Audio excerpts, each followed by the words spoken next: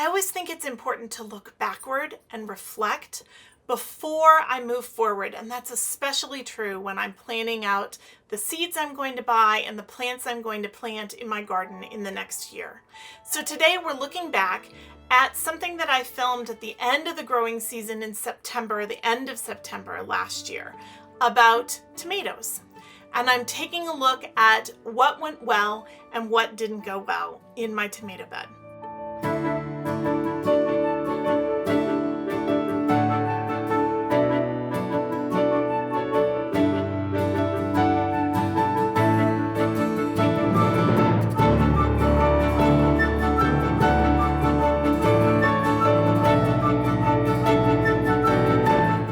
Before we get started, if you're new around here, I hope you'll like and subscribe. There's all kinds of gardening content and information coming your way.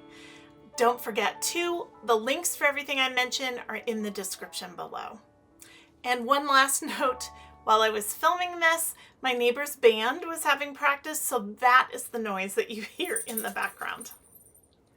Okay, let's get started. Okay, this evening I am out by my tomatoes. This is a new tomato setup for me, and if you were with me in the spring, you know I put in this raised Birdie's bed, which is huge and tall. My whole goal was to keep my dogs out of the bed. That was almost completely unsuccessful. So despite the fact that it's like 3 feet off the ground, they can get into it no problem, and have been cruising my tomatoes all season. So one of the changes I'm going to make for next year is to put some kind of a fencing around it once the tomatoes start to produce, so that they can't get into it. But despite that, I really like the height of this bed. It has worked beautifully for tomatoes, and this has been a really successful year for tomatoes. I also put in this Seattle trellis company trellis. Oh my gosh, I cannot speak more highly of this. You can see the tomatoes are not even to the top over here. I had some fall down over here last week, actually, and I blame my dogs. Pretty sure they're the ones who pulled them down. But everything else I've started to cut down because the tops weren't producing tomatoes anymore. But a few weeks ago, this was completely full and to the top, and it was amazing. This trellis is fantastic, and I cannot recommend it highly enough. It has not moved either, like it's solid in the ground. It has been fabulous, even though it has had 1, 2, 3, 4, 5, 6, 7, 8, 9, 10, 11, I think 12 big tomato plants strung up on it all summer long. So it's been fabulous. So let's talk about tomato varieties and what I planted here.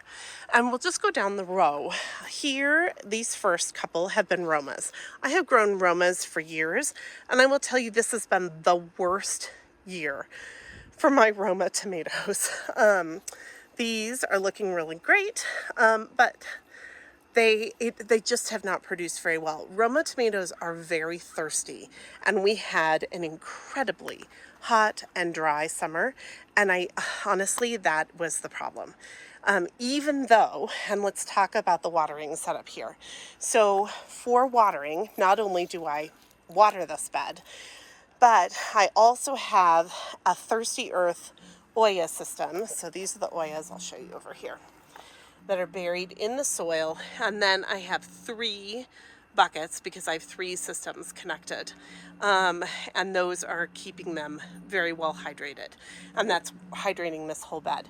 So I think the problem with the Romas is that they are the thirstiest, and they were the farthest away from the water supply, and so they just, even though those buckets were always full, the soil was always pretty hydrated, they were super thirsty, and we just had such a dry summer. We didn't have rain for months, and so I really think that was the issue with the Romas. So next year I will reconfigure the Romas so that they are closer to the water supply, I think, so they're the last ones to run out of water if it gets dry. But I just think they are not super well adapted to our heat and lack of humidity here. I think they need a little bit more than I can supply. The next tomato, however, the San Marzanos, and there aren't any more San Marzanos on here, but this is another Italian tomato. Oh, I guess there are a couple right up here. The San Marzanos have done fairly well. They've been small, and again, I think that is because it's been so hot and dry again, and I've had a little bit of blossom end rot, which is really unusual, but at the end of the season sometimes I end up with that, and that's been true on the San Marzanos. But again, it's just been so hot and dry, and they are not a huge fan of hot and dry. However, these are chocolate cherry tomatoes, and right here, they have been producing for months and just keep doing it. And they ripen on the vine faster than I can pick them. They have been amazing, and they're delicious. They are really good, and I've used them to make sauce with too, in addition to just, you know, sticking them in salads and stuff like that. They have been fantastic. So this is going to be my new favorite cherry tomato of choice, honestly. They seem to love it here. And I have been very, very pleased with the way that has been producing. So, and all of these I grew from seed this year. You should know that too. Everything I started from seed. So I'm really pleased with how these chocolate cherry tomatoes have been producing. The next one that I have down here, and you'll see I have everything labeled. So I tried something new this year. I had never grown currant tomatoes before. And there aren't any. Let's see. We have a few. I cut them all back really hard about a week and a half ago. And they are just starting to grow again like crazy. So I think I'll have a whole nother crop unless we get frost. So currant tomatoes, they are teeny tiny. They're much smaller than a cherry tomato. So here's a currant tomato. I'm going to put that in my hand with a cherry tomato so you can see. Okay, so this is a cherry tomato, and that's actually a fairly small cherry tomato, and that's a currant tomato. The currant tomatoes are delicious, and they have produced better than anything else that I planted this summer. I mean, by a ton. They have been so just abundant, which has been amazing. Here's my warning about currant tomatoes. They are truly a vine, and those vines climbed all over all the other tomato vines, which was, I kept having to cut them and cut them back and cut them back and cut them back. But they respond really well to being cut back and just kept blooming and fruiting. So I'm going to move them out of the tomato bed next year, and I'm going to put them in a completely different location. And I think that will solve that issue entirely. That'll solve that issue entirely, and that'll be a really good thing.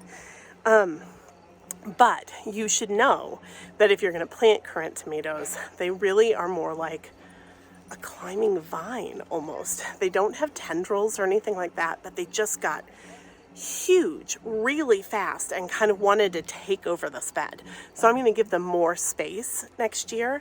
I have another location and I'll plant them there, and they'll just be able to go to town and do their own thing and climb all over each other and not try to smother my other tomatoes. So I do recommend give them room, a lot more room than I did. They did not take well to climbing up the trellis that I have. They really wanted more space, and they just kept kind of branching out all over the place. Okay, the next tomatoes that I have in here are beefsteak tomatoes. And I think I have 3 beefsteak tomato plants here, and they have really produced. The thing about beefsteaks, though, is that, like this one, you see ripening on the vine, and it's cracked. Now I can still use that, but it's not the prettiest tomato ever, and I have to be careful that it doesn't have anybody inside. So you have to pick them when they're just starting to blush, or they will crack like that. And that's partly the heat and inconsistent water too. So they've been really good, and it has produced beautifully all summer long. And we've had lots of good tomatoes. I think 3 plants for me is too many. And that's largely because they're really big tomatoes and only 3 of us in our family. And they kind of come all at once. And I am not a big canner. So, you know, once we use them fresh and then they're done. So we haven't been able to eat through all of those, and I've given away a lot of tomatoes. So next year I will do fewer of the beefsteaks, maybe 2 plants. I'd like to do at least 2 of every variety, because that gives me kind of an insurance policy. On the inside here, I have had, so this is a bush cherry tomato. And you know, these plants are not looking all that great anymore because I've been cutting back and we're starting to have colder nights. And so they're, we haven't had frost yet, but they're starting to kind of slow down a little bit. But I put some bush cherry tomatoes on the inside here, and then on the far edge I had cucumbers. Well, I had to pull the cucumbers about 3 weeks ago because they stopped producing. I think it was just too hot. They were just done. But all these marigolds are just still blooming and fabulous, and I'm really excited about those too. So we've had a really, really good, productive summer in this bed, and I have some ideas for things to improve for next year. I think I will move the cucumbers elsewhere also. I don't think they got quite enough sun. I had them kind of draping over the edge of the bed. I don't think they were getting enough sun over there.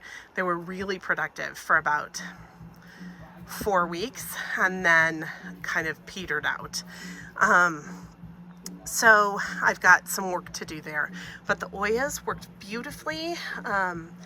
And I was really pleased with how that worked. And like I said, the trellis is fantastic. So I just have to figure out what my strategy is on the other side. And you notice that I've got some tomato cages in the middle.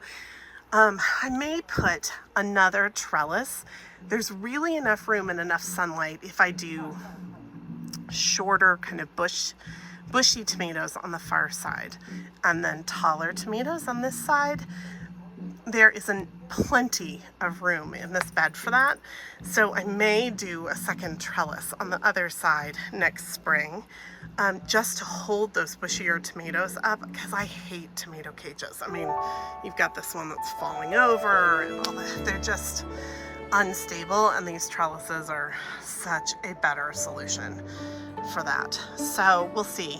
But if I do that, I'll make the other one shorter and then just make sure that it's not shading out the tomatoes in this bed. I'm not sure I get enough sun over here to make that happen. I'll have to kind of do a little bit of a light study this fall or this winter and see if I can make that work. But that would be an ideal situation. Otherwise, I'll just do shorter tomato plants in other beds, in another sunnier location. I certainly have plenty of sun in this yard. If you have questions or comments, please drop them below and I will be sure to get back to you. And don't forget to like and subscribe. Happy gardening.